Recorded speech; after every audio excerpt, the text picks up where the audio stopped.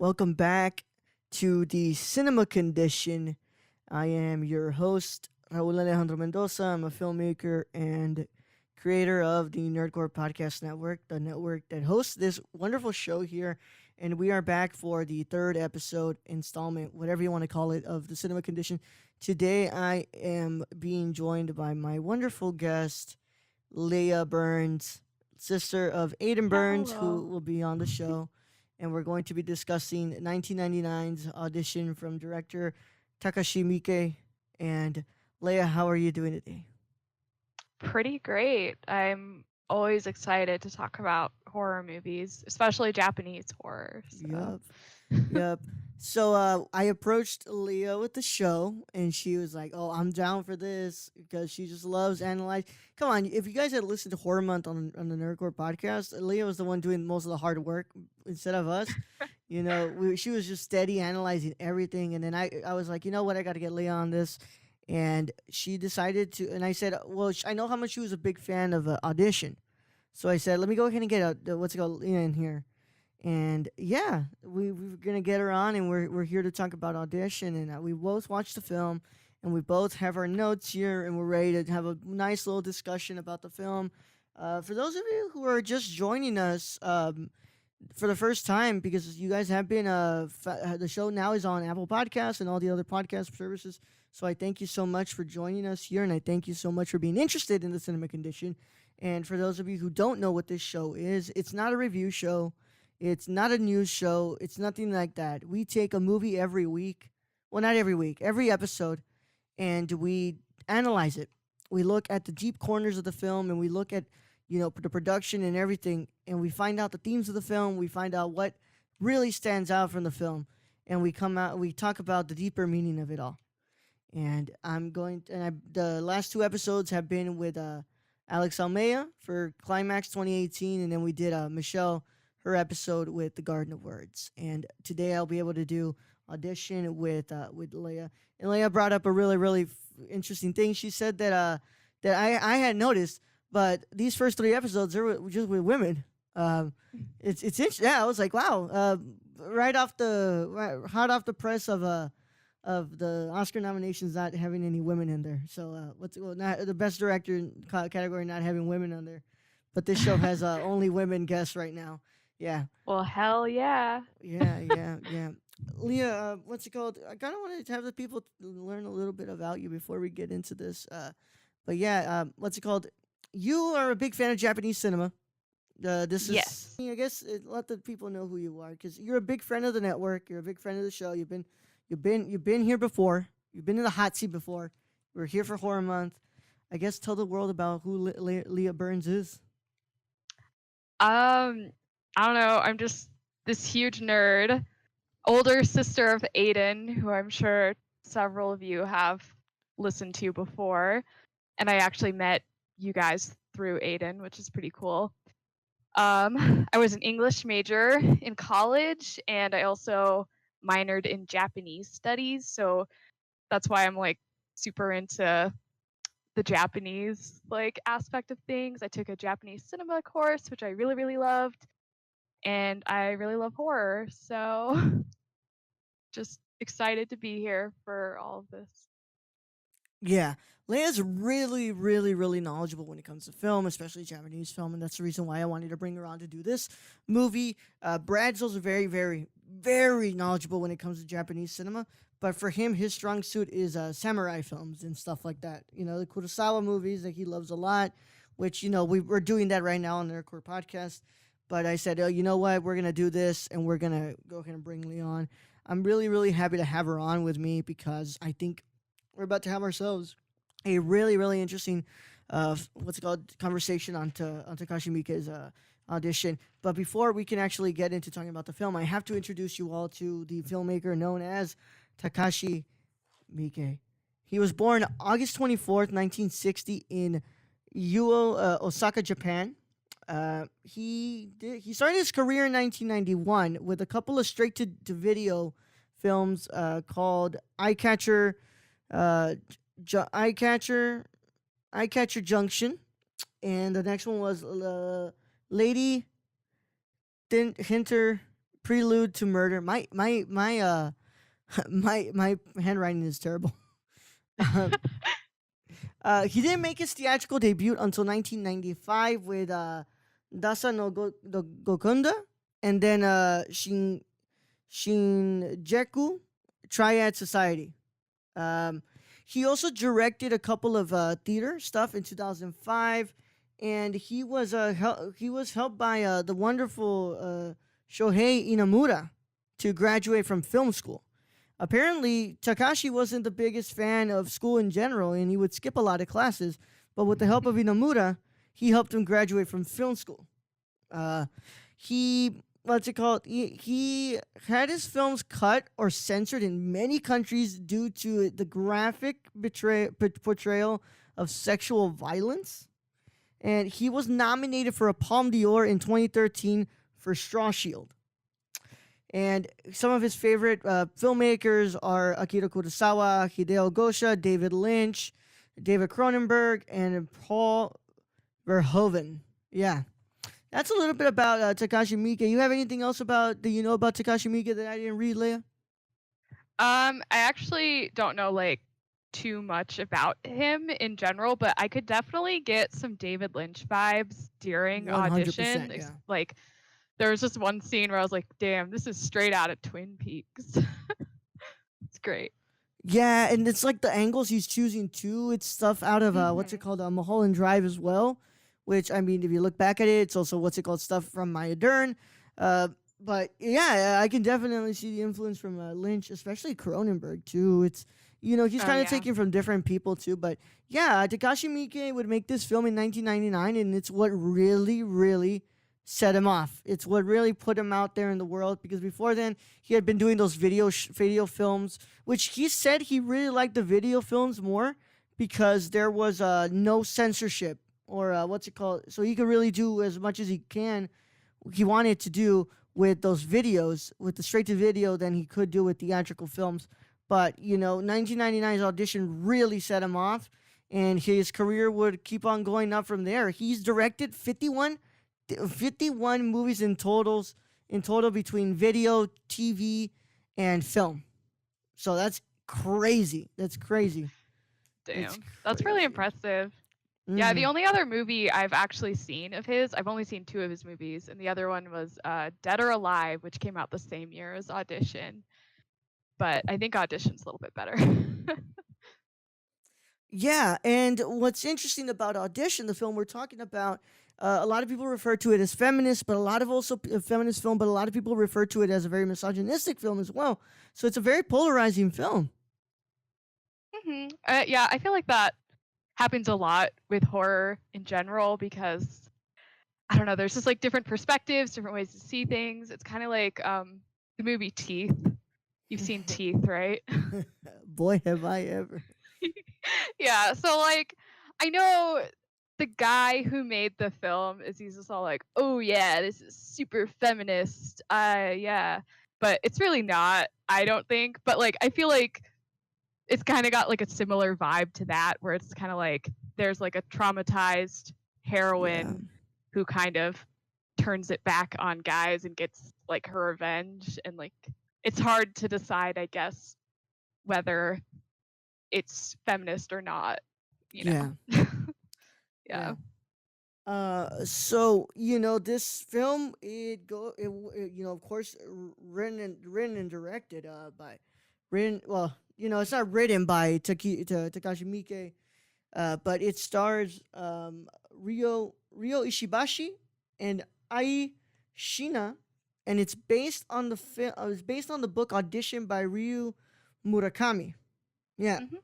And yeah, I mean, let's just go ahead and get into it. Let's just start getting into this. Basically, the premise of this film is this lonely man who had lost his wife hosts fake auditions to find another woman let's be real here. He wants to have sex, but he seems to cloud it and say that no, he wants to find a wife because his son basically, tells him like, dude, you should remarry. Like, you're still, you're not that old. Like, you still have so much time. You can remarry. And his kid is really obsessed with dinosaurs, by the way. Yeah. His kid is my favorite, but I think it's funny that like the main reason his son suggested that his dad get remarried was because he looks worn out. So he needs like a woman around basically to help Yeah. take care of him. Yeah. What was it? What was the quote they said? Every man, what's it called, needs what's it called, the company of a woman, or what was that? I have it. Let me grab it. Yeah, the I'm notes should be scrolling. right there, Leia. I know Leia. it's just I have like 6 pages Yeah. of notes. Yeah. So it's a lot. Let me see. And it's all like in order the movie, and I know that was near the end because his cleaning lady was talking about it, right? Yeah. Yeah. Doo-doo-doo. Kind of reminds me Okay, of. right here. Yeah, okay, yeah. Go ahead and go. I was gonna stall She for a says, bit. okay, she says, a man needs a woman to support him or he'd exhaust himself, which I think is pretty funny considering that she's the one who said that because, like, sure, the main character, Aoyama, like, has to do some household duties after his wife dies. Like, you see him doing dishes and cooking occasionally, but the cleaning lady seems to do, like, a good load of the Yeah. labor. She'll come up and clean the house, do the laundry, do the dishes, like, cook his meals, and then she has to go home and do all of that for her husband and her family. And it's just funny to me that she's like, yeah, a man needs this or to exhaust himself while she's sitting there looking exhausted from Yeah. cleaning the whole day. Yeah. Well, basically breaking her back for this man who she's not even married to, and then going Yeah. home to her man who she actually is married to, and doing the same shit over and over for him.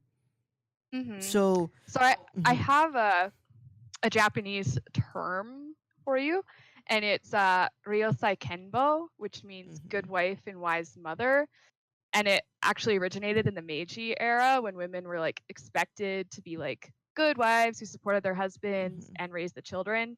And it's like used a lot less today, but the sentiment is still there where like women, even modern women who are pursuing careers, they're like expected still to do the housework as well as being like good wives. So it's like a lot of pressure. So a lot of women just kind of aren't getting married or having kids anymore because they just don't want to deal with it. Yeah, yeah. Yeah. And it's interesting that throughout this film is like the thing that it's like he's obviously looking for somebody to have sex with, but he ultimately is trying to find somebody who he can throw the workload on, per se, and Yeah. you know, have her not only, in a sense, not only do the work around the home, but I think in a way he also wants somebody to throw his emotional baggage on, because he looks like he hasn't really coped with the loss of his wife that much. Yeah, I think he actually has handled like his trauma from that way better than Asami definitely has from her past traumas because he had like a support system. He had a son, he has this cleaning lady, he has friends. Yeah. And so I think like he's coping a bit more. And I think maybe it started out in the beginning where he was seeking like, you know, his wife because he was worn out and he just kind of needed someone there to help out a bit. Yeah. But I think when he like starts to fixate on Asami, there is kind of a bit of a connection there because at first, you know, he just looks at her picture and is just like, ooh, yeah, she's hot, whatever. I'm gonna go read her essay for like from her resume or whatever. Yeah. But he really, really resonated with that part of her essay, you know, where she's talking about how she had to give up something she loved, which was ballet, because of her hip problem, and how she basically saw that as dying. And I think he really related that to losing his wife. So he's like, okay, like this girl's really young, she's attractive, but she's also been through it. Like I've been through it. And so I think he just kind of like, I don't know, he has some sort of connection with her more than just like, oh, I need help around the house. Yeah. But it's still, I don't know. Their relationship just is a little weird to me. Yeah. But I think like it could have been okay if, I don't know, if everyone had their shit fixed. Yeah. Basically. Well, it's interesting that, you know, his friend is advising against it. And it's something that that I constantly go back to, that I, what's it called? I was thinking about this, which is I'm not speaking on my behalf, but it's something that I've always noticed is that when it comes to men, uh, they don't really want, and you guys don't take this as a generalization. It's just something I've observed. It's that it's men don't usually go for the complex women. They don't in a case in a way they don't want a basket case. You know, Mhm. and I think And that his the friend. son even Mhm. said that about like that one girl he had over. He was like, "Oh, she's so complex. I'm kind of scared of women." Yeah, Yeah. men in a way are you know, not only are they scared of confident women, but they're afraid of complex women in a sense too. That's Mhm. like if there's something against a woman being, a little bit broken inside, but like I said, there's the quote that I wrote in here that I what's it called that I kind of underlined and everything. I said it's easy to dismiss the woman when you don't know the men that made her that way. Like it's Mhm. it's easy for some dude to say, "Oh, my ex was a bitch. Like she was fucking crazy. She was a bitch." But like, if you were to do the work and analyze her past, like that she's not crazy because she wants to be crazy. You know, Mhm. she's crazy because she was made that way by the people who she's had in her life traumatize her. And this film is Yeah. very much about trauma. It's about loneliness, but it's mostly about trauma and the way that we cope with it. Yeah, I definitely like whenever a guy says something like that where he's like, "Oh, dude, my ex was a bitch." Like automatically I don't trust that guy because I'm like, "Okay, what No. did you do that pissed her off?" First of all, Yeah. like why did she seem bitchy? Maybe cuz you sucked. I don't Yeah. know. It's just like with Whatever. animals. Like, animals aren't inherently bad creatures. If you Mhm. provoke an animal, if you treat an animal wrong, then that animal will have to what's it called adapt to the environment you're putting it through. So Mhm. yeah, it's not a thing that she's crazy or a bitch. It's that she's gone through so much stuff. Like and I see that in Asami. Asami's been through things that no child should have gone through at her age when she was a child. And Yeah. that has ultimately led to her being the way that she is. And that doesn't justify what she does. It doesn't. You just like, we all make a conscious decision in the morning when we wake up to be good people and not treat people like crap because of the way that we were brought up and what we've done. But there's a little bit more to understanding the human psyche when you realize that trauma very, very much affects the way that we act day to day. Mhm. And you have to remember that in Japan, it's like a big taboo to even Yeah. talk about your mental health. Mm-hmm. So I think that's like something that is kind of highlighted with this film too. Like, Yeah. oh, she had a traumatizing past. Like maybe if she had help, something like Yeah. this wouldn't have happened. And I Yeah. know that there's kind of like a shift now where people are trying to get like more mental health services in Japan and like make it less taboo to talk about Yeah. it, which I think is wonderful. But like definitely back in 1999 is when this came out, right? Yes, 99. Yeah. Yeah, like there wasn't a whole lot going on there. Yeah. And I underlined these things too. The three things that he was looking for. He was looking for a beautiful, classy, and let's go ahead and concentrate on the last word, obedient woman. Yes, I actually have some info on that too. Yeah. Because okay, so yeah, I wrote down like everything for their checklist, right? Yeah, he said he wanted someone who's gorgeous, mature, a career woman, someone with accomplishments in feminine arts like piano, singing, dancing, and he wants someone who's confident because confident people aren't unhappy, is what he Yeah. said. And it's essentially wanting just kind of like the perfect like feminine Japanese woman. Hmm. Um, and so Yoshikawa, when he puts together the audition checklist, for like the applicants, he repeats everything that guy said, but he, he Yeah. also specified that he wanted her to be 20 to 35.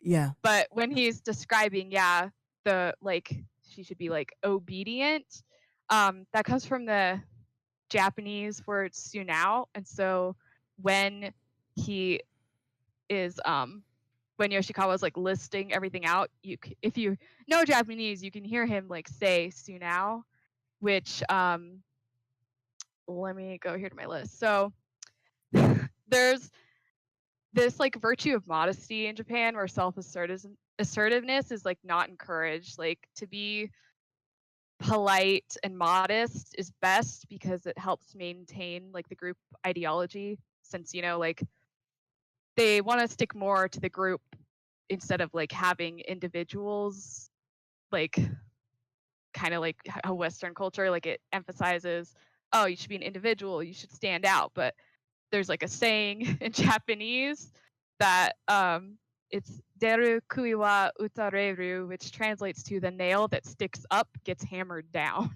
So you need to like be modest, polite, stay in line. And in this emphasis on modesty, the word sunao, it means gentle, obedient, mild, meek, submissive. But they don't see it as a bad thing like in the West. Like here in the West, when you're like, oh, I want my women to be obedient, like it sounds really skeevy.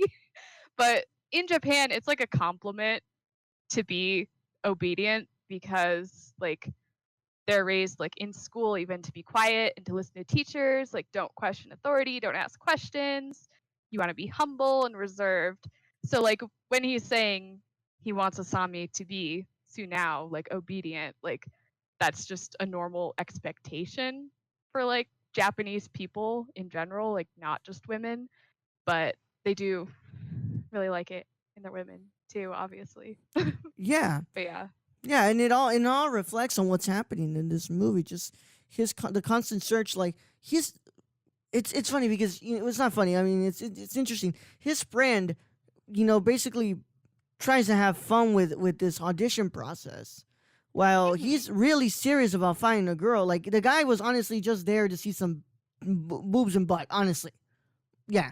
Let's be honest here. I mean, that's why he brought those actresses that worked in porn and stuff like that, and asked them to stay longer because he had more projects for them. Like, the friend wasn't really trying to look for something for him. He was just there for the good time and the what's it called, the extra TNA that was coming up. He was taking this seriously, like as if he truly did want somebody, because Ayoma is lonely. He's really lonely. And and it's just like that one guy said at his job that everybody in Japan is lonely. yeah. And it's interesting you bring up the stuff about the mental health, because it's a very prominent thing in Japan, just the way they view that. And yeah, what's it called? Their trauma is very much it's a mix of the trauma. It's also the repression, a repressing of those feelings of not having the chance to really feel. And Yeah. when we come to Asami, it's the repression, it's the trauma, it's the oppression from a patriarchal society in Japan as well. Yeah. And of it too is like the kind of like business ethic over there. So like even if you had like mental health services like more readily available, you might not even have a whole lot of time to even go, because like it's expected essentially in a lot of companies there that you work yourself to death, basically. Like you stay really, really late, you like go out to drink with all your coworkers after, and then you go home like late at night. Yeah. So there's not really a lot of time in the day to even Yeah. talk So to anyone. I put something. I hated that he told him not to call her. I think that's something that's so terrible, dude. I never can you tell me this from the perspective of a woman? Does it really help for somebody to not contact you the next day after meeting you? I mean, I'm not like one of those people who sits around and waits by the phone. Yeah, I know, for but people like, to talk to me. yeah. But I don't know. I think like I understand where Yoshikawa was coming from in that sense, where he was like, don't like call her for a few days, because Aoyama was acting like a little over the top for someone he just met. So I think it makes sense to be a little cautious, especially since Yoshikawa was the only one doing like background checks on her. He was like, she makes me nervous, I'm gonna look into this girl. And what he found wasn't great, Yeah. So I think it was just him trying to protect his friend a little bit from getting hurt, because I mean, it's funny that the main reason she made him so nervous is because he's like I don't trust her because like she seems very clever and confident Yeah. in all of these things that like we were looking for. But for a single girl like that to fall bang into our little scheme, like that's suspicious to me. Yeah. Yeah. Yeah. And it's interesting the way that they present the anxiety of them too. So Aoyama, very much just going through his day, just doing his day-to-day stuff in his job. The anxiety he's feeling, it's not really shown physically. It's more in his head, you know, where he's like constantly thinking about maybe I should call her today. Maybe I should not call her today. Whereas Asami is waiting by the phone, obviously really anxious, really, what's it called? Thinking that she messed up. Like she made this guy leave, and there goes her chance to find somebody, right? Yeah. I mean, I didn't get the vibe that she was like anxiously waiting by the phone because it looks like she just went into like hibernation mode, basically, you know, Yeah. like she's just sitting there hunched over, not moving. Like it just feels like she's just like waiting for her opportunity. Because even when like the phone rings, that smile on her face wasn't so much as like being really, really ecstatic to meet this guy. I felt like there was something like sinister behind Yeah. that smile. Like she already knew what was gonna happen when she first went out with Aoyama, I feel. Mm-hmm. And Yeah. it's interesting where the relationship goes from there. You know, simple stuff. They go out to drink, they have dinner, you know, and she's really starting to let herself go per se and really tell him about, you know, her past experiences. And she really kind of clings on to the idea like, you know, I hope he's not like the other men. I mean, and plus whoever's in there, you know, the guy in the body bag. Ooh, yeah, we'll talk about that later. But Okay. yeah, like it's interesting where, you know, like it's hard for me not to bring my my experiences into this, because like Just go for it. because I've been there before, where, you know, the women I've talked to before have always opened up about what their past traumas were, and I've opened up about it too. You know, but it's interesting where how it looks on screen with Aoyama. It doesn't look like he's, what's it called, interested in what's happened to her, in a sense like, I want to get to know you. For me, it's giving off the vibe that he's interested in her as a like if it were a psychologist looking at a subject. Like he wants to learn about what's made her right, like her right now, not really caring about, you know, her past and stuff, and really the person that she is. I felt like he cared a Well, of bit. course I he don't know. cares a I think bit, this but is kind of the way like he's very quiet, you know? mm-hmm. And so I think maybe that does come across as like, oh, maybe they don't really care, but I'm like that too, where I'll just sit there and I'll listen Yeah. and I'll not really contribute much at all because I'm trying to understand, but like maybe that does look Yeah. weird to other people, but I don't know. I feel like he had some regret about the way he like basically flipped through a stack of hot women and like chose her, you know, because Mm-hmm. like even at the audition he was like whispering, like he was nervous and he was like, oh, I feel like a criminal, and his friends Yeah. like, whatever, like this is a good time. You know. Yeah. By the way, So super I fucking feel like, creepy. Super creepy. yeah, To I do feel to like he did care about learning about her, because even like he was the only one he asked, he was the she was the only one who he asked questions to, like mm-hmm. during the audition at all. Like I feel like he didn't care about any of those other girls for sure, Yeah. but I think he cared a bit about Asami. Well, yeah. It's just There's a he care. he didn't Mm-hmm. like fully care about her the way Asami wanted, because Asami was like, you can't love anyone else. It Yeah. just has to be me. Yeah. Well, yeah. I agree with you. I think he does care a bit, but I'm saying that curiosity that he's putting there, I don't think it's curiosity to really learn more about her. More of like why she's making his friend nervous, or why she was like she doesn't, what's it called, communicate the way that the other girls communicate. No, she's like very Mhm. reserved. She's very silent. You know, she's not really like very extroverted or outgoing like the other women that came up. You know. Mhm. I think that's just part of the reason why he's attractive to her too, because she's Mm-hmm. the classic example of what an attractive Japanese woman would be, like reserved, gentle, desirable, but like she's always wearing like long flowy white clothing. Like she wears the same fucking outfit the whole movie, which I think is just disturbing. I'm like, girl, do you shower? But she's also like very slim and has like that long black hair. And I think that's what he likes about her is like she's shy but like deep, and he's like nice. You know? Yeah, no, I get what you're saying. Where what's it called? I very much like the character.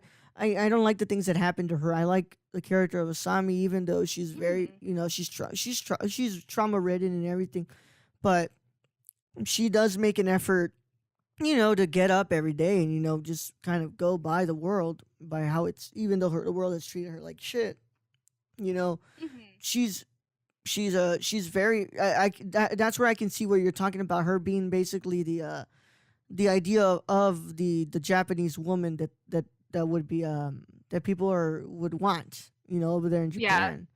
You know? Especially like just men during this time period in general. Yeah. Like I think, God, when was it? Maybe it was 1991. Somewhere in the 90s is like when women finally in Japan were like able to start getting birth control.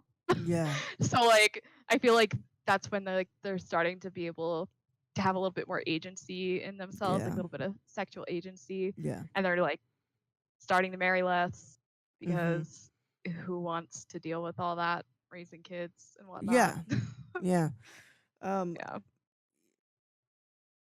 I want to touch on the sex scene now. Okay. All right, hold on. Let me scroll to that part in my notes. Yeah. Unless you have anything that happened before that you want to bring up. Let's see. Let me just scroll through here at the beginning. Okay, well, I'll save that. Yeah. So I'll just keep talking here. Yeah, go for it. So I wanted to talk on the sex scene because what's it called? I didn't feel it was rapey. It was very awkward though, but how would it not be awkward when she is obviously a victim of sexual abuse, especially at a young age? How would having, you know, intercourse not be an awkward thing? And I thought her really, what's it called, like, you know, undressing and then having her go under the sheets and really expose her body to him and show her the scars on her body was very powerful. I thought that was one very powerful scene in the film that I think it's the way that a lot of us would love to really expose ourselves to our partners and really show them every inch of us that is like, you know, the ugly side of us that is filled with trauma and all these things. It's like, this is who I am. I'm giving you who I am, and I'm sorry if this will make you look away, if it will disgust you or something, but I have to show you who I am. Yeah, I definitely don't think Asami was being false like in any way when she was like telling him like, you know, I want you to know me like completely, because like that scene, I just felt like, I don't know, too good for her to be like acting through that as a way to like lure him into like a trap, you know, like it really did feel like she was exposing all of herself to him, you know? Yeah. And I want to talk about like, you know, how she undresses but with like her back turned to him, and she's like kind of covering herself as she slides into the sheets, you know? So there's this essay called When the Woman Looks by Linda Williams, and it's like part of a horror cinema essay collection I have. The whole book is called The Dread of Difference, and it's actually really, really good if you want to like look at horror through like a feminist psychoanalytic perspective. It's super cool. But anyway, so in this essay, Linda says that women are subjected to the male gaze in film quite often, you know, and I think like in that scene she definitely was, because undressed Aoyama's point of view, basically. And she says that for a woman not to look back at the male gaze is a sign of sexual purity. So she's there stripping quite slowly, not looking, and in a way it just shows like how pure she really is. Yeah. And it's interesting. I'm sorry to cut you off, but it's interesting comparing to the woman in the audition who stripped her clothes and she was looking at them. both of the guys. Yeah, like she was sexually in charge of herself. And I feel like in this scene, Asami still is, even though at first she comes off like really passive, like not staring back at him, And in the essay, like Linda Williams says that women who do return the gaze in horror cinema are punished for their sexual agency. And you can see that near the end. So like when we talk about the movie, I'll talk about that, because I feel like near the end is when Asami starts to actually like challenge the male gaze directly and is ultimately punished for it. Yeah. But I don't know. I like how she starts off all coy and like shy, but then she fully reveals like herself, and it feels very, very sweet and tender. But then when Aoyama is like crawling into bed with her, like on top, and it like transitions into like them having sex, like all of a sudden it's like the blanket flaps so loud as she like rolls on top of him like super quickly, and then it's just kind of like like that scene's over. But I thought that was so cool where it's like, oh, she's like laying there passive, and then all of a sudden there's like this like aggression coming from her. Yeah, I thought that was incredible. I thought it was that came out of like left field for me.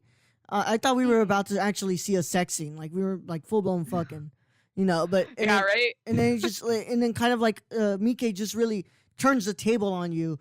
And he's like, you don't need to see this. Because once again, Leah, I think this movie, not only is it about, loneliness, it's about trauma, right? I think this movie is a big thing about the male gaze on the female gaze. So yeah, I think there's like a lot of a fear of like female sexual agency. Yeah. And also, not to sound like all Freudian or whatever, but there's definitely like some castration anxiety going on in this movie. Yes, because I come to this conclusion because what's it called? For us to see that sex scene is for the male the gaze to be implemented on a woman. It's especially if it would have been filmed the way that I think it would have been filmed, because judging by the rest of this movie and how he films the torture scenes and stuff, I think it would have been a very, very, very male dominated sex scene. Yeah, I don't know. I think Asami would have taken charge actually, but yeah. Yeah, well, I mean, just I'm telling by by the whole way that he builds the Aoyama character, kind of very being like tender at points, but also very having very not sadistic, but really controlling thoughts over women. I think he would have taken charge there, but I'm glad that we didn't see that, because it definitely would have been the male gaze on Asami.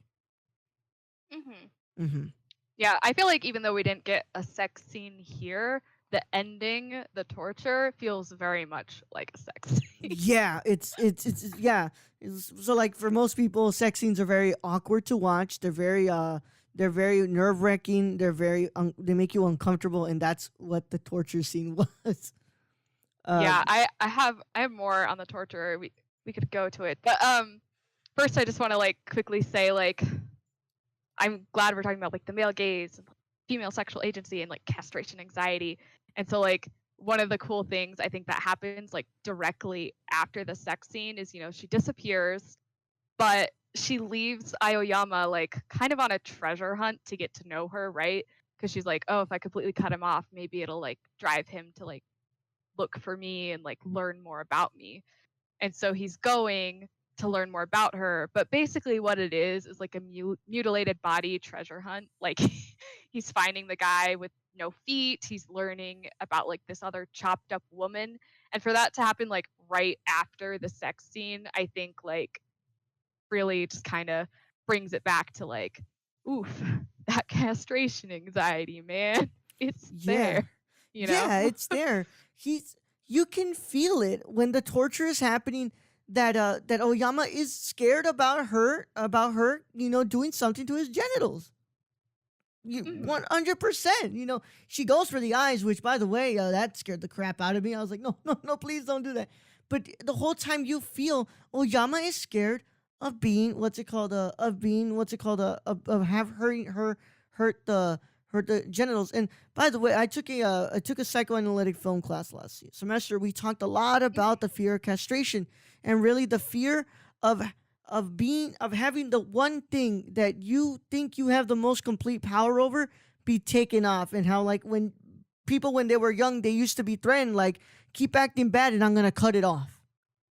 You know, That's like what is it, Red Dragon, right? Like the yeah. whole reason that guy turns out to be a psycho is because his mom's like, oh, if you keep wetting the bed, I'm gonna cut your dick off, and then he kills people. Yeah, yeah. It's interesting, and you know, it's hard to not to get Freudian here when we're talking Yeah. about movies like this because I it's love to get Freudian. oh I love to get Freudian too, and some people can't stand when I get Freudian because I reveal like things that are a little bit too weird. I remember like because my professor was talking to us about like pornography and stuff. And how Yeah. he said, if it were Freudian, it was if I'm looking at it from a Freudian sense, what's it called? What's it called? The reason why they seem to, and this is gonna have an explicit mark on the episode. The reason why so many people are probably really obsessed with pornography is because they probably at one point saw their parents, what's it called, having sex, and their subconscious really wanted to join in on it, and that's the reason why there's so much obsession with somebody just constantly being addicted to pornography.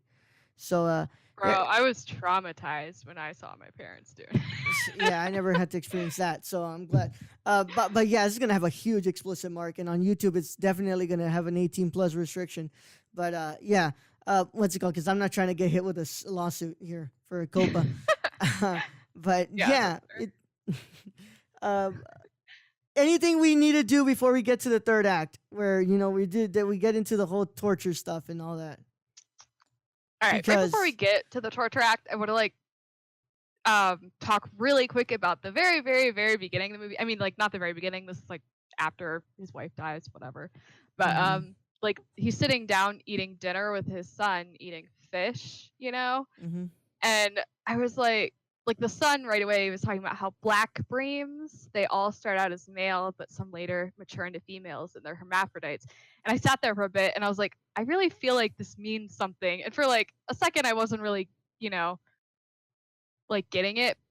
But maybe like this can help like kind of like foreshadow that like castration anxiety, like because Aoyama in a sense has been emasculated a little bit because he has been forced to raise his son. I mean, not like forced, like of course he's going to raise his son after his wife died, but he has to raise his son alone, and he becomes kind of like the mother of the house too, Yeah. And there's also the recession going on, so he's being emasculated in that sense too, where he's not like making a lot of money. Yeah. Like He really there's like a can't. loss of stability in every single part of his life. He really can't provide like the man is viewed to provide. Exactly. Yeah. So in a sense, he's already kind of emasculated in like the beginning of the film, and then it seems like maybe he's getting some confidence back with Asami, and he's like, "Ooh, nice, like she's hot. I'm gonna be cool husband, whatever." But then in the end, it like the castration anxiety pops out. Yeah, 100%. Yeah. It's interesting, like that stuff. It's just like what there's so many layers in this movie that Miike just puts in there. It's really interesting that she takes away the tongue, the toes, the fingers. She never goes for the genitals. She never goes for the genitals. Yeah, and there's but even just the fact though that she is cutting off a body part is like enough. Yeah. Really, if you you can even look at Jaws as like a castration anxiety vagina dentata narrative just from all like the loss of limbs and stuff, and how like in the very beginning, like the first thing that Jaws eats is a woman who has just had sex, and then like from there on out, all he kills like are men and just bites off parts of them, which is it's kind of fun. Anyway, that's why I like Jaws, and I love Jaws when it comes to that stuff, and it's interesting where we're talking here about the whole castration, but yeah, and it's So that man so the man can you clear this up for me, because this was one of the parts that confused me. That man that was playing the piano, that was the one who treated her badly, and he made her into whatever the crap was in that body bag? Or what was who was the one in the body bag? That's what I'm trying to actually put together too. So like, you know, she says like when she's telling Aoyama about her abuse, she's talking about how she lived with her aunt and uncle for a while, right? And her aunt would like give her pneumonia, push her down the stairs. She was covered in bruises. But then she went to live with her mom and stepdad, and her stepdad also hated her. Yeah. And she said that he was disabled. So I'm wondering if maybe the ballet teacher is either the uncle or the stepfather, because he doesn't have feet. So who knows if Asami did that, or if he was just kind of already disabled at that point, and maybe that's kind of where she got the inspiration to chop people. Yeah. I don't know, but I think her aunt might have been the woman that she killed who owned the Stonefish bar. And I think then like her uncle would have just been like the guy who went missing for 18 months, and I think her uncle might have been the one in the bag, because he like the guy who went missing was from the record label or whatever, and like the neighbor said that the Stonefish woman was married to the record label guy, right? So I don't know.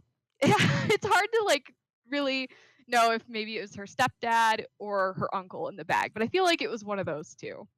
Either way, it already pushes the idea that, you know, there's this woman here who is completely controlling the situation now. Like the tables have turned, and she's the one who is providing the pain that all the men in her life have what's it called, subjected on her. I want to say something, because I was looking at the kind of like, you know, reviews about this. A lot of people calling this, you know, not really feminist because, you know, she killed a woman. I don't think that's true. I don't think feminism is about the hate of man. I think it is the empowerment of the woman to take charge of what she wants in her life, and not have it be not have it be constructed by anybody, whether male, female, or whatever, you know. So that's why I think that her murdering her aunt is a very feminist thing, you know, because there's what's it called, I don't know what was the term for it, but self-misogyny is a very real thing, you know. So what's it called, her kind of killing that is also really, really detrimental to her character, and the feminist what's it called, symbol that she is in this film. I would argue that she's not a feminist symbol, not because she killed her aunt or anything, but it's just because of like what her character represents, you know? Yeah. Like, well, I think I really think like a lot of this movie is just dealing with like fear of women, fear of them being in control of their sexual agency. And so like in that sense, I don't see it as a feminist piece, but I also don't see it as like a misogynist piece either. Like I feel like there's like enough gray area in all of this to where like you could interpret it probably either way. Yeah. Also, this is your third time watching this film? Second time. It's my first time. So like I said, there's a lot of layers for me to analyze in this movie. So there might be things I'll come back to you on the second rewatch and I'll be like, wait, you know what? Now I gotten this down, and I think that this, but I think that this is a feminist picture, but there's also different layers to this picture. You know, it's not a this is this and that's it. That's not the type of movie that we're looking at right now. I think that I feel like there's a lot to unpack, and it's hard to even do that in even two like viewings, you know, like I feel like it would take quite a couple to really get to the meat of everything that's in here. Yeah, which will be really interesting when we look at, because that's the way I feel about Hereditary, and it will be interesting when we have that conversation, because as time goes by, I was like, oh yeah, it's definitely about grieving loss, but it's also a lot about generational trauma and the trauma that gets passed on from women to women. So it'll be interesting when we have that conversation. And yeah, you guys just got teased about what's the next movie that I'll do with Leah in the coming months. But yeah, let's finally go into that third act and let's unpack it. All right. I'm ready. Do you want to start? Just want to point out probably the one scene in this whole movie that really grossed me out. The one scene where I had to stop looking. I'm sorry. I'll look at the torture. I'll look at all that. But when a fucking human starts eating throw up, I can't. And the sound. Did you put the microphone right there? Did you put the microphone right? It's like in Call Me by Your Name when Armie Hammer is sucking off Timothée Chalamet, and it feels like Luca put the microphone like right there to like in ADR and have him really be like, all right, dude, now make the noise like if you're sucking a dick. And it's like, come on. It felt like they brought the guy in ADR and they're like, all right, dude, just attack this bowl right now and just make the noise like if you're just slurping down this what is supposed to be throw up. And I'm like, I fucking hate it. I hate it. I took off my headphones and I looked away and I said, I'm gonna stop looking at this. I don't want to look at this. Yeah, this might sound like super sadistic, but like the first time I watched it and I see her in the background like vomiting, I got like really excited. I was like, oh yeah, she's gonna feed him like her vomit. Like I was like cackling throughout the whole thing up until you could hear him like slurping aggressively, and then that's when I'd start gagging. But at the same time, I'm like, I still think the scene is funny despite the fact that I'm like horribly nauseated by the fact that he's slurping down her vomit.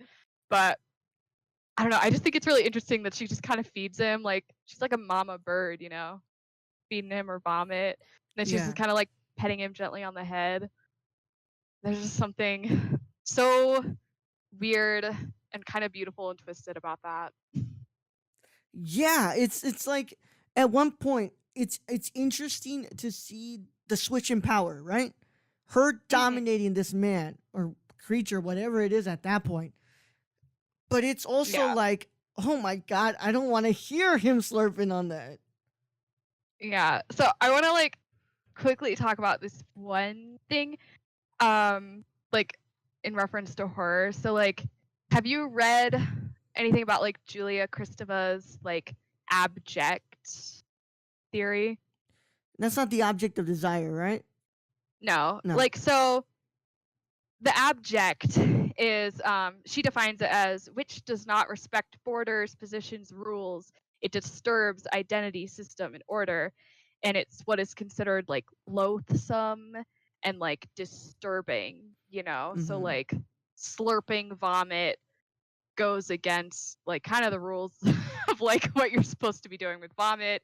It's disgusting, especially like, I don't know, like maybe there's some culture that sees slurping down vomit as like a cool thing, but within our cultural context, it's gross, right? Yeah. And so the abject is made up of a bunch of what she calls abominations, which are like decay, death, murder, corpse, bodily waste, such as vomit, urine, feces. Yeah. You know, or like perversion, sexual immorality, and the feminine body. Yeah. And she says like a lot of like what comes from what like we find loathsome and abject like kind of correlates to the mother. So like your mother is the one who kind of teaches you as a kid, right? Like if it's your mom who raised you or whatever, like this is like an older theory, I think, that like kind of plays off Freudian stuff, but like your mom is the one who teaches you not to shit your pants, basically, right? Like potty trains you and all that. And so like we see a lot of like that gross stuff like in correlation to women. So when she's sitting there like feeding him vomit, it's very, very abject, very disturbing, but there's something very motherly about it. It's also really interesting that they make the vomit look like breast milk. Oh yeah, I guess it kind of does. I just thought how grossly watery it was. I didn't really like pay attention too much to the like. I looked at the color, and it was it was the color of milk, looking kind of like breast milk. So now that you're bringing that up, it clicked in my brain. I was like, oh wait, so that's why it looked like breast milk a bit. But Yeah, it's interesting because I told you last night I brought you a different example. Pier Paolo Pasolini's 1960 something picture. No, 1970 something or 60. I can't remember. Salo, or the 120 Days of Sodom, which does include what's it called, people eating shit. Actual shit, or like, having razors be put into shit and they eat the shit. It's a movie that I still have not had the courage to watch because, like I say, I'm not trying. Sounds disturbing. Really disturbing, but it's like it's interesting you bring up the theory of abject. It's like, oh, I see it in there too, especially because in that film they have a very motherly figure detailing very intimate, detailed stories of her being prostituted as a child and really explaining what's happening to her as it's being done. Like it's wild. It's wild. So it's interesting what you're bringing up here. God, I hope no child is listening to this. Please. Yeah, because mostly the abject is like applied to women in horror film. Like if you really think about it, even just regular films that aren't considered horror movies. Like the other movie I saw by Takashi Miike, Dead or Alive, I watched it in my Japanese cinema class, and there's this very, very disturbing scene. Like, I would say even worse than this scene, where this man, I think he was like a drug lord or something. I don't know. It's been a while. I don't remember a lot of the plot, but I remember this scene because it is drilled into my fucking brain. Yeah. But he has like, one of those like kiddie pools, those blow up pools. He has it like sitting in the middle of this room. And in it, there's this very, very drugged out woman who is essentially like being drowned in her own blood, vomit, shit, and like urine. Fuck. And it is so fucking gross. Yeah. But of course, that's the movie I decided to write about for my final essay. So I had to watch that scene like 20 fucking times. Yeah. Great. But you always, I don't know, like in a lot of movies, like the abject is placed on women, so the woman, so she's like in that abject pile of fucking disgustingness, and then she drowns and dies, so it's even grosser because now there's like a fucking corpse in there, Yeah. I think I really need to put a trigger warning on this episode at the beginning. I think it needs one. Yeah, I think it's gonna need one because look, these are very stimulating and not stimulating. I'm sorry, that's a really wrong word to use here. This is a very interesting conversation that we're having, but I think that some people are going to be very, very, very creeped out by that stuff that we're bringing up. But a lot of this is what you get when you bring two people who've taken some very, very, very interesting cinema courses. So and that read a lot of this stuff. But it's so the torture is so I don't have a problem with the torture. It's that vomit shit that was the gross me out. I was cringing that she went for the eyes because the eye thing always bothers me in any horror film. Just a simple headache. Like, no, I bring up this what's it called, this example that I've been going through this week. My wisdom tooth was hurting so bad that my eye, the bottom of my eye was starting to feel the pain, and I put myself into Oyama's shoes. And I'm like, that would hurt like a bitch.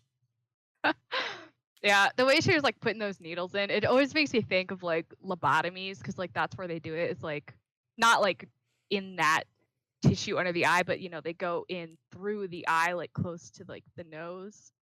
And so anytime anyone goes for the eyes, I'm like, nope. And then I would get chills every time. What was she saying? Like kiri. Kiri. Yeah. In the movie, like they translate it to deeper, but it's actually a Japanese onomatopoeia for just describing like a sharp stabbing pain. And Japanese has like a lot of cool onomatopoeias. But but that was giving me chills all throughout. I was like, I'll just hear her go, kitty. I'm like, yeah, I actually like that the English like translated it to deeper though, because it's kind of fun in the sense that she's penetrating him several times, and she's like kind of like mocking about it too, or she's like, deeper. Yeah, like because and especially because at this point the tables have been completely turned. There is no way Oyama can dominate her. She is completely dominating him. The gaze has completely turned. It's the female gaze on the male now. Exactly. And I still think she definitely had some sexual agency during the other sex scene, but it's like really here is when it feels like the most sexual and like aggressive, like even before like the torture starts, how Aoyama is like in that kind of like drugged out like state, and so he's like seeing all this weird shit, and one of the parts is Asami going, "Oh, I want you," and then lunging at his crotch and tugging off his pants. Yeah. It's so it's one of my favorite third acts in a movie ever. It's really because this is where I think the movie starts to have those multiple layers of it, because there's so much going on here that I'm like pausing and I'm thinking like, oh my God, is this like, what does this mean? What does that mean? Like my brain is constantly going haywire. Just like there's just multiple layers going on in here. It's her taking revenge for the trauma in her in her youth. It's her dominating a man who could have ended up being a pretty damn good partner, but she has been traumatized by so many men in her life that she's now has the chance again to kind of show who really is the boss here. And and I think she like, I can hear myself echoing on your end. Yeah, I'm sorry. That's gonna happen for a bit, and then it'll go away. Okay, cool. But I think she did love him in a sense, but since she was so abused as a child, she kind of just associates like love and pain having to exist together. So like when she's like telling him like, "Oh, words are lies, but pain doesn't lie," it's kind of like, "Oh, I'm showing you how much I love you by stabbing you and chopping your feet off." Which I don't mean it in that sense of what you're talking about. I do believe there has to be some pain to truly love someone. At some points, it has to hurt to love someone. That there's things not in your control that mostly like this happened to you. It hurts me so bad that you went through this, and I wish with every fiber of my being that I could turn back time and not have that happen to you. That it hurts for me to know that this happened to you. Yeah. So it's interesting how he really juxtaposes, but in the same way creates a space where both love and pain exists there. Yeah. It honestly reminded me a lot of Misery, which actually came out 10 years before the book Audition did. So it's kind of like, ooh, pulling a little Misery in there when she's like, ooh, if I give you my entire self, you'll never do the same. So I'm gonna chop off your feet so you can't go anywhere. Yeah, it's straight out of Misery. It's kind of like a it's kind of like a crucifixion in a way. Like tie you up. We've used you for what we need. Tie you up to make sure you cannot leave and stay there until you're not of use and you're dead already. It's interesting, and I'm telling you, this is where Mike really shows his strength in those layers that I'm talking about. Yeah. And then you could totally see the castration anxiety again when she's chopping his foot off. Yeah. Because like the way she positions herself, like, and she's chopping off the foot and like blood is spraying all over her face, but then it's smiling. juxtaposed with the scene of Shimada masturbating. Like you're automatically thinking how sexual it is, and you're like, oh, blood spraying all over her face.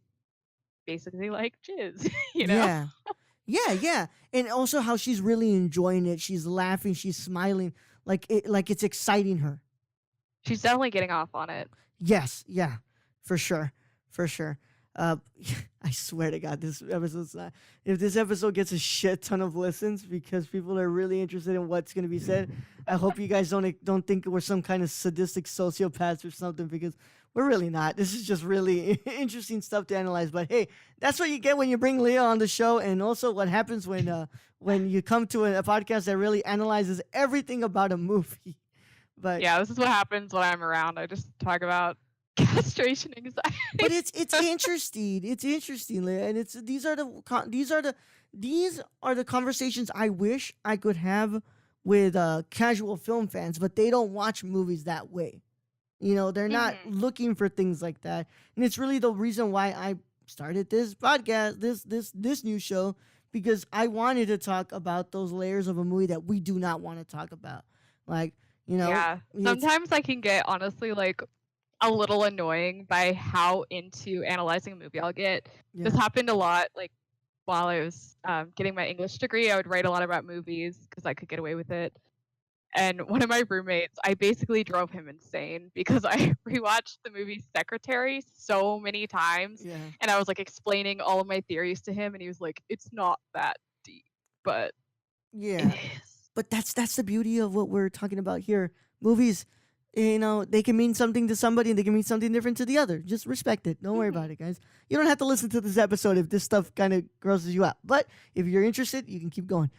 But yeah, let's go ahead and keep on going here before we have to, you know, leave soon. But we'll see where the conversation keeps going. But yeah, Okay. I was completely supposed to do a commercial break halfway through this, but I've been so interested in this conversation that I have not checked that I did not check past the 30-minute mark, and now we're like an hour in. But yeah, let's just keep going here.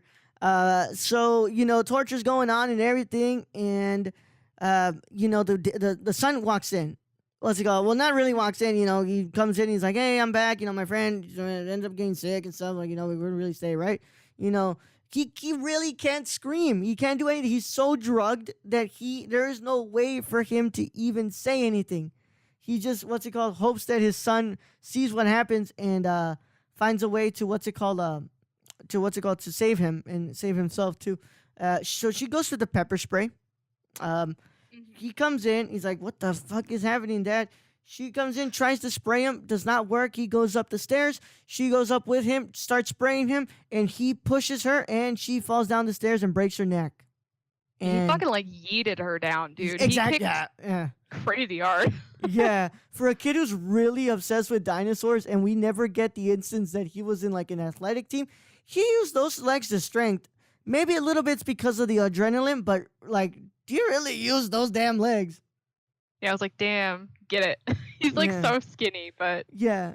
Well, Get it. he's your your typical, you know, scrawny high school kid. You know, like yeah, like I was like, there's no way this guy's about to push down a girl down the stairs. And then you just see it like, holy shit, what the fuck just happened here? Like, boy, you had some really strong legs on you. yeah, I think it's kind of, I mean, like, ironic, I guess, that she dies by being shoved down the stairs because that's one of the things that she tells Aoyama happened to her as a kid. She's like, "Oh, I got pushed down the stairs, broke my Yeah. shoulder, but you know, in this instance, it broke her neck." Yeah. Yeah, and so goes down, and while he takes care of his dad to make sure that he's fine, she says that one line, and that line gave me chills. Like, I hope I get to see you again, right? Mm-hmm. And that we end with that, and oh my god, I got chills with that line. I was like, she's like, basically to me, what she said is, I hope I fucking haunt you for the days to come for being the way that you were. But she's not speaking to Oyama. She's speaking to Yeah. the other men too. I don't even feel like she was actually talking. I think it was still the drug trip. Yeah. Because like she had said these things to him before in a restaurant, Mhm. and so it was just kind of like replayed again. Where Yeah. I think he was trying to like see the sweetness still in her, because I think there was sweetness in what she was saying, you know, because she was saying like she was waiting for him and she really liked him and she was telling him everything about her life. Mhm. So I don't know. I feel like it was not like a giant like fuck you, I'm gonna haunt you. It was kind of like Yeah. I really needed someone to love me, and I don't know if what you did was good enough, but Mhm. I did kind of love you in a sense, you know? Yeah. But now you also think, now that she's dead, has the trauma been passed on to someone now?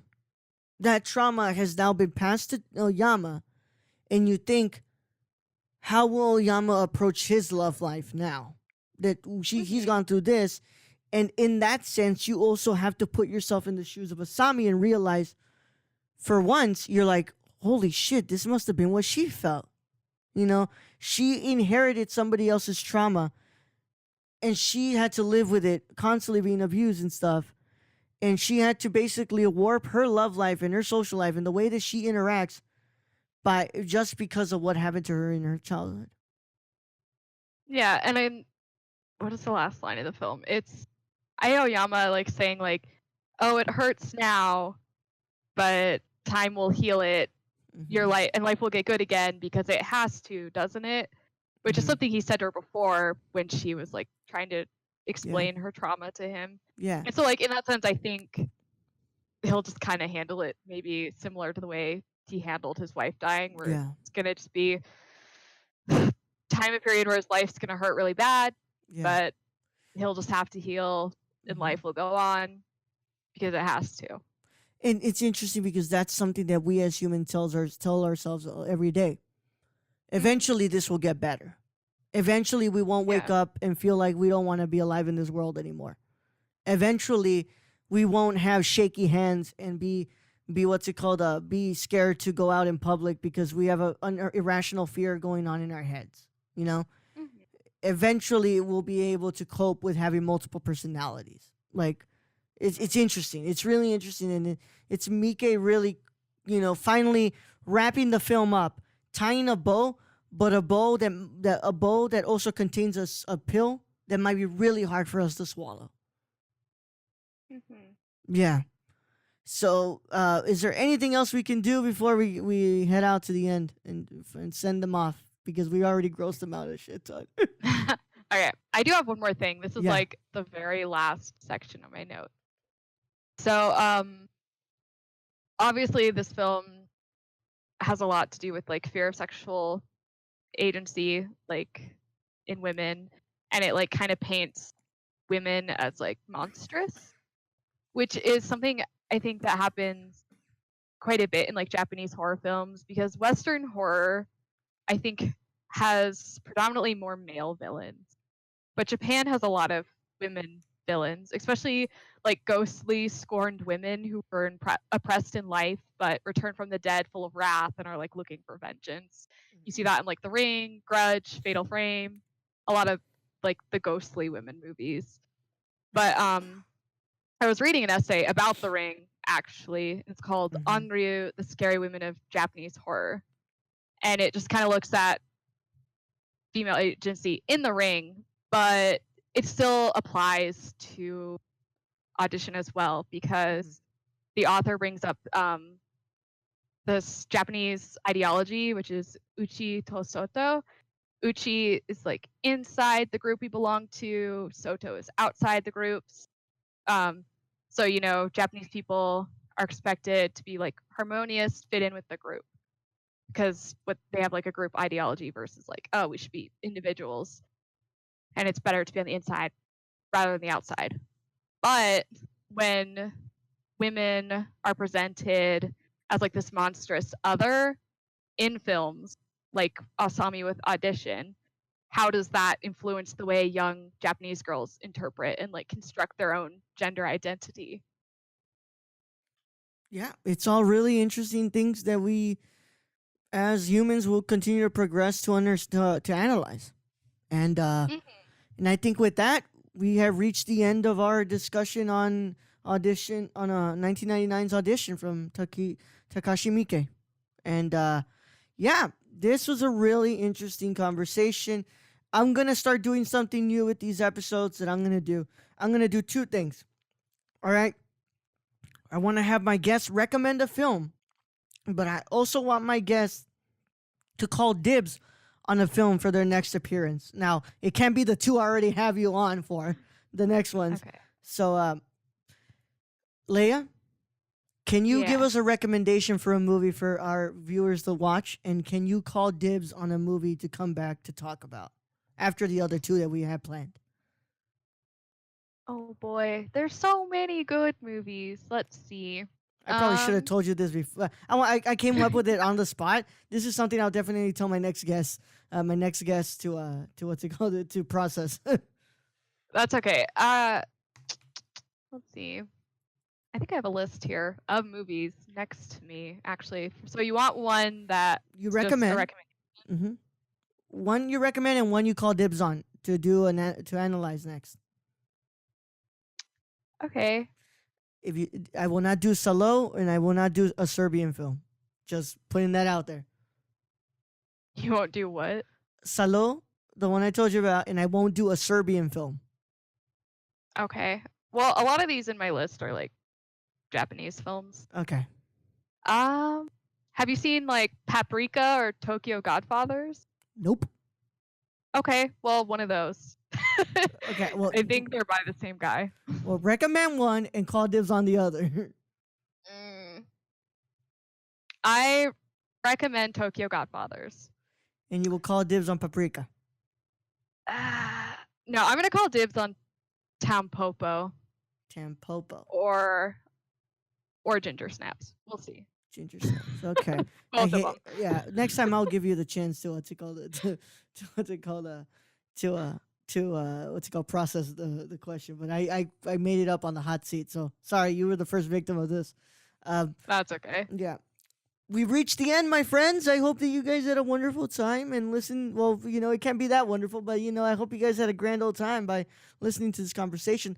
Leah, where can you find you? Oh, you can find me on Instagram and Twitter. I think I'm also on Tumblr, but I never go on there. But my URL for both Instagram and Twitter is Lumpy Space Bitch, but the I in bitch is a 1. Yep. I love that at. Never change it. Okay. Yeah. What's it called? And as always, you can watch all the other shows on the podcast network at anchor.fm/thenerdcore. Leah was on there for Horror Month, and I'm pretty sure she will come back for another podcast over there. It's interesting that she has not made another appearance on the other feed, but she was damn straight really down to, come on this one. But yeah, I'm telling you right now, the conversation we just had would have never happened on the Nerdcore. I don't think. I think that the other people, Brad would have been like, "What the fuck are you guys talking about?" Like, I don't want to think about this. But yeah, it's thank you guys for joining me. As always, you can always find the Nerdcore on Twitter at the Nerdcore _ Instagram at the Nerdcore. Do me a favor, please go to Apple Podcasts and check out the Cinema Condition on there and leave a rating review. Please do that. It really helps us out with people finding the show. It also helps us out to possibly get some extra sponsorships here and there. It would be a lot of help for you guys to go and do that for me. Instagram at the Nerdcore the Nerdcore, of course. I can be found on YouTube. You can find my short films there, but I would prefer you guys just go to raulammendoza.com. That's where I have everything I've ever done on there. And you can follow me on Twitter and Instagram at the Nerdy Chicano. I do not accept anybody else on Facebook unless I have had a prior conversation with you all. But I'll see who we bring next week. I believe I have already my guest lined up for next week. But until then, my fellow cinephiles, just go ahead and watch a movie, my friends. So, let's call it. Leah, you want to say goodbye to the people? Goodbye, people. All right. Watch your movie, guys.